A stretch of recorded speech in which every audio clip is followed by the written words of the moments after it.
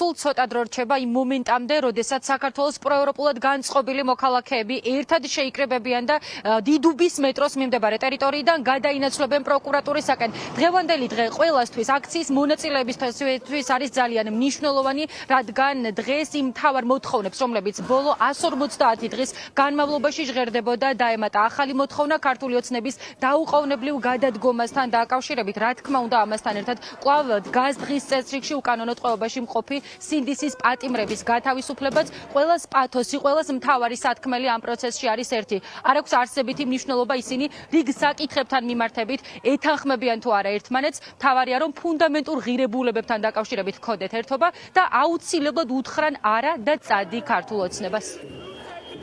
პროტესტის კერა არ არის მხოლოდ რუსთაველის გამიზრდა და არ არის მხოლოდ პარლამენტთან. პროტესტის კერა შეიძლება იყოს ნებისმიერ ადგილას, მათ შორის იმ ადგილას, სადაც ადამიანი და ოპოზიციონერი ცხოვრობს. ხო, მათ შორის ამის გამოხატულებაა დღევანდელი მიტინგი და ნებისმიერი ასეთი მსვლელობა, ნებისმიერი ასეთი მარში იქნება ფიქრობ მამოტივირებელი ამბავი პოლიტპატიმრებისთვის. ძალიან საჭირო ბოროტო საკითხია, რომ ამ პროცესში უნდა დაიბადოს რაღაც ახალი ძალა, თორე ესეთი პროცესი თუ წავედით წინ, ჩვენ ვერ გავალთ ფონს. დღეს 150 დღე არის სიმბოლურად, ამდენი დღის განმავლობაში პროცესი არ ყოფილა, ამიტომ ამის აღსანიშნავად დღეს დიდუბეში ვიკრიბებით, საიდანაც 2 საათზე წავალთ მარშით პროკურატურასთან. პროკურატურა ადგილია, სადაც ყველაზე მეტად იგრძნობა უსამართლობა, პროკურატურა ადგილია, სადაც გავსებულია შრომოწმეებით. ესაა ლოკალური პროტესტი, როდესაც შუა დღის გადავიდა, დღის წესრიგი შეიცვალა საპროტესტო და მნიშვნელოვანი, რადგან ჩვენ კარგად ვნახეთ თუ შუა დღის პროტესტმა რა შედეგები მოიტანა, რა შედეგები გამოიღო, როდესაც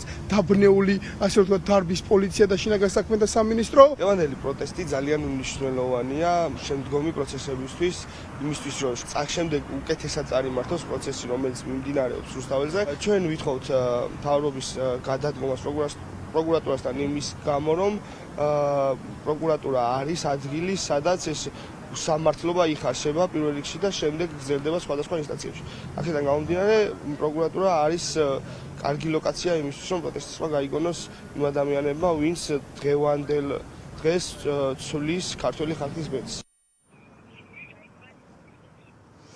საათზე ნაკლები რჩება იმ მომენტამდე, როდესაც პროევროპულად განწყობილი საქართველოს მოქალაქეები შეიკრიბებიან და ქართულ ოცნებას ეტყვიან, რომ აუცილებლად უნდა წავიდეს, რადგან ახლა ერთადერთი ხსნა საქართველოს პროევროპული მომავლის გადასარჩენად და ჩვენი ქვეყნის ევროპულ დასავლურ რელსებზე დასაბრუნებლად სწორედ ის არის, რომ მათ გააცილონ ქართული ოცნება და აირჩიონ ახალი დემოკრატიული ხელისუფლება.